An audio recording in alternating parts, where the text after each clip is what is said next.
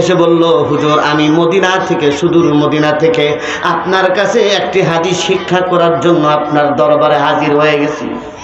একটি মাত্র হাদিস শেখার জন্য আমি সেই সুদূর মদিনা থেকে 1 মাস অতিক্রম করে, 1 মাসের পথ অতিক্রম করে আপনার দরবারে আমি হাজির হয়েছি। হযরত আবু দারদা বলতেছেন, ভাই শোনো, আমি আমার নবীর জবান থেকে শুনেছি, আমার কানের মধ্যে এখনো সেই কথাটা এরকম ভাবে বাজে। আল্লাহর নবী বলেছেন, মান সালাকা তরিকান ইয়ালতামিসু ফীহি ইলমা সাহালাল্লাহু বিহি তরিকান ইলাল জান্নাহ। যে ইলম হাসিল করার জন্য, কোরআন শিক্ষা করার জন্য সামান্য পথ অতিক্রম করে, আল্লাহ তাআলা তার জন্য জান্নাতের পথটাকে সহজ করে দেন। রাসূল করিম সাল্লাল্লাহু আলাইহি ওয়াসাল্লাম আরেকটি হাদিসের মধ্যে বলেছেন, তালাবুল ইলমি ফরিদাতুন আলা কুল্লি মুসলিম। প্রত্যেক মুসলমান নরনারীর ওপর ইলমে দ্বীন শিক্ষা করা ফরজ। অর্থাৎ কোন ব্যক্তি যদি ব্যবসা করে, ব্যবসার জন্য যে মাসআলা দরকার এটা তাকে জানতে হবে। কেউ যদি নামাজ পড়তে যায়, যে মুকাল্লাফ হয়েছে, নামাজ ফরজ হয়ে গেছে, নামাজের মাসআলা, নামাজের জরুরি ফরজ, ওয়াজিবাত, সুন্নতে মুআক্কাদা এটা তার জন্য জরুরি। কেউ যদি বিবাহ করতে যায়, বিবাহ করার জরুরি যে সমস্ত মাসআলা মাসাইল আছে ওইগুলো তাকে শিক্ষা করতে হবে। অর্থাৎ যে কাজ করতে যাক না কেন ওর জন্য জরুরি যে সমস্ত মাসআলা মাসাইল ওইগুলা শিক্ষা করা প্রত্যেকটা মুসলমানের জন্য জরুরি।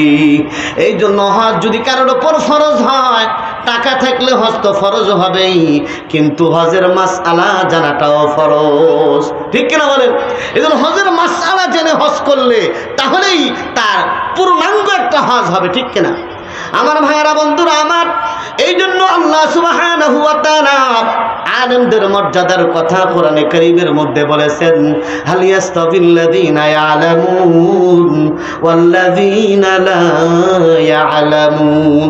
যারা আলেম, যারা জানে আর যারা জানে না, তারা কোশ্চিনকালেও সমান হতে পারে না। বরং আল্লাহ তাআলা আলেমদের একটা সার্টিফাই করেছেন কোরআনে কারীমের মধ্যে, কারণ এলেম ছাড়া আল্লাহর মারিফাত হাসিল হয় না, ঠিক কিনা বলেন? এলেম যারা আছে তার আল্লাহর মারিফাত হাসিল হবে। এই জন্য আল্লাহ তাআলা বলছেন, ইন্নামা ইয়াখশাল্লাহা মিন ইবাদিহিল উলামা। আল্লাহর বান্দাদের মধ্য থেকে যারা আলেম তারাই আল্লাহকে ভয় করে। জোরে বলেন সুবহানাল্লাহ। আল্লাহর নবী, বিশ্ব নবী, রাহমাতুল আলামিন নবী বুখারীর আরেক riwayতের মধ্যে বলে, আল উলামা ওয়ারাসাতুল আমবিয়া ওয়া ইন্নাল আমবিয়া আলাম ইওয়ারিসু দিনারাও ওয়ালা দিরহামা ওয়া ইন্নামা ওয়ারাসুল ইলম ফামান আখাযাহু আখাযা বিহাযিন ওয়াফির। আল্লাহর নবী, বিশ্ব নবী, রাহমাতুল আলামিন নবী বলেন, ওলামায়ে কেরাম হল নবীদের উত্তরসূরি। কিসের উত্তরসূরি? আমার ওস্তাদ শাইখুল হাদিস আল্লামা আজিজুল হক রাহমাতুল্লাহ আলাইহি বলতেন, অনেকে মনে করে এটা আলেমদের ফজিলতের কথা বলা হয়েছে।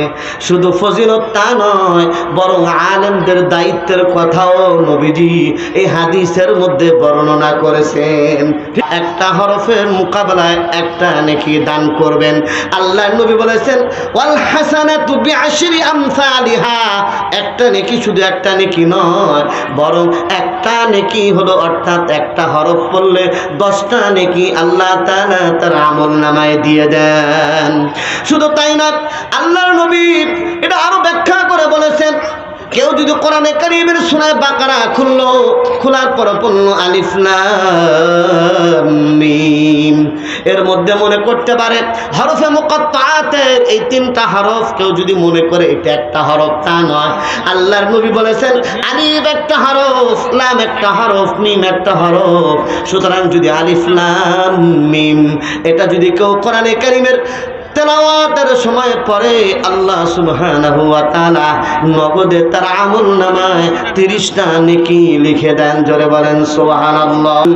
অর্থাৎ ইমাম গাযালি রাহমাতুল্লাহ আলাইহি, তার উপর আল্লাহর পক্ষ থেকে তার অন্তরের মধ্যে এরকম ইলহাম হলো, অমুক এলাকায় যাও, আমার একজন আল্লাহ, আমার এক প্রিয় বান্দা মারা গেছে, তার জানাজা, তার দাফন কাফনের ইন্তজাম করো। ইমাম গাজালি রহমাতুল্লাহ আলাইহি বহুত বড় এক বুজুর্গের নাম। ইমাম গাজালি রহমাতুল্লাহ আলাইহি চলে গেলেন রহমতপুর গ্রামে। যাওয়ার পর এলাকার লোকদেরকে জিজ্ঞেস করলেন, ভাই এই গ্রামে আল্লাহর ওলি, আল্লাহর এক খাস বান্দা মারা গেছে, তোমরা কি কেউ জানো নাকি? বুঝে না, এই গ্রামে আল্লাহর ওলি প্রিয় বান্দা মারা গেছে, আমাদের তো জানা নাই। তবে এই গ্রামের সূচনা লগ্নে, এই গ্রামের শুরু ভাগে এক লোক ছিল, যে লোকটা আজকে ফজরের সময় তার ইন্তেকাল হয়ে গেছে। ইমাম গাজালি চলে গেলেন। যাওয়ার পর তার চেহারা থেকে কাপড়টা সরাইলেন। সরানোর পর দেখলেন চেহারাটা একটা নূরওয়ালা চেহারা। দুনিয়ার কোনো মানুষ এই মানুষটাকে চিনত না। বলতেছে, তারপরে ইমাম গাজালি রহমাতুল্লাহ আলাইহি তার গোসলের ব্যবস্থা করলেন, জানাজা পড়াইলেন, কাফন দাফন করে তার বাড়িতে আসলেন। আসার পর তার স্ত্রীকে জিজ্ঞেস করলেন, ও মা, তোমার স্বামী এমন কি আমল করতো যে আমলের কারণে আল্লাহ তাআলা তাকে জামানার ওলিদের কাতারে তার নামটা লিখায়া দিছে?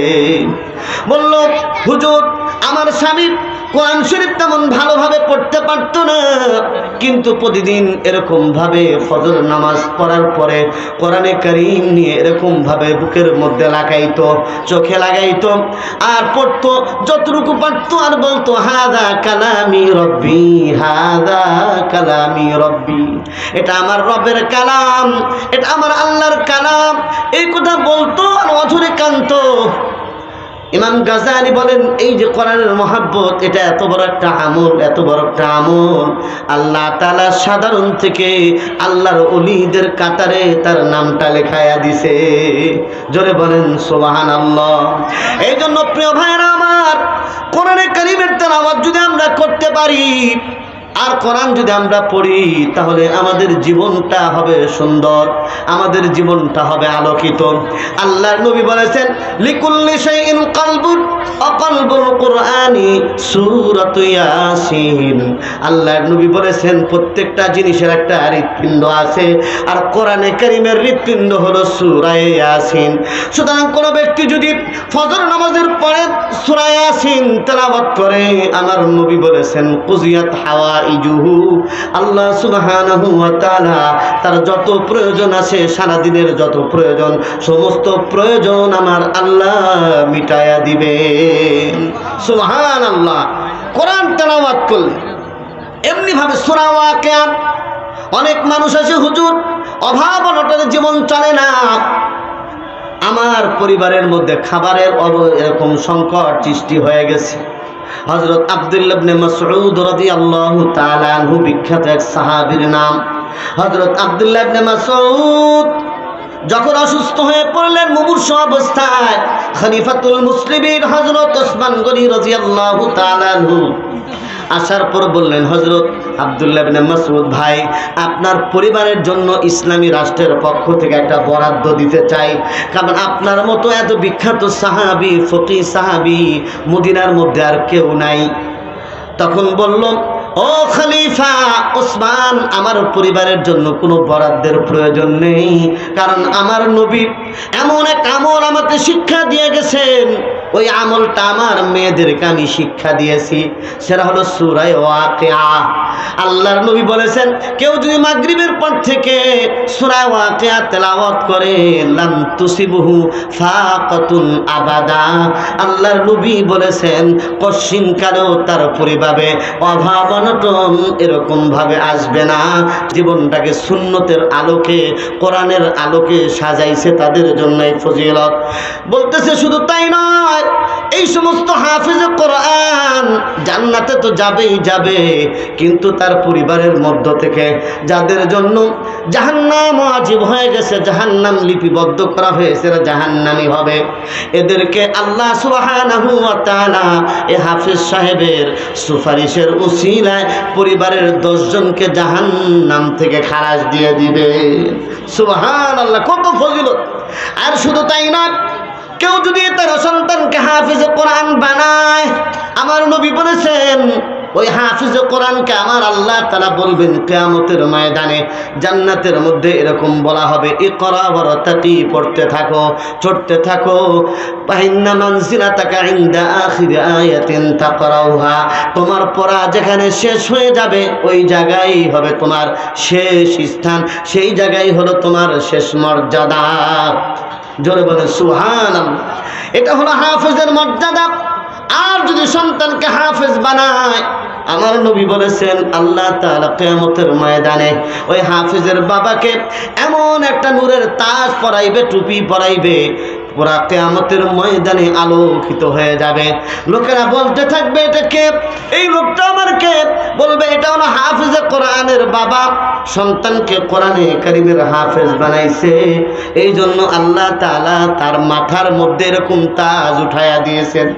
হাদিসের মধ্যে আল্লাহর নবী বলছেন যাউহু কাযাউইশ শামস, তার আলোটা এমন আলোক হবে, সূর্যের আলো যেরকম ছড়ায় পড়ে তার থেকেও বেশি আলো হবে হাফেজ সাহেবের বাবার মাথায় যে নূরের তাজ আমার আল্লাহ পরায়া দিবেন।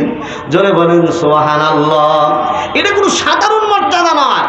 একজন তালেবে ইলম হেঁটে যায় আর নূরের পর বিছায়া দেয়। আমার ভাইয়েরা, আমাদের দেশে যখন বিদেশ থেকে কোনো প্রেসিডেন্ট, প্রধানমন্ত্রী, বিদেশি কোনো মেহমান যখন আসে, দেখা যায় আমাদের দেশের তরফ থেকে লাল গালিচার সংবর্ধনা দেওয়া হয়।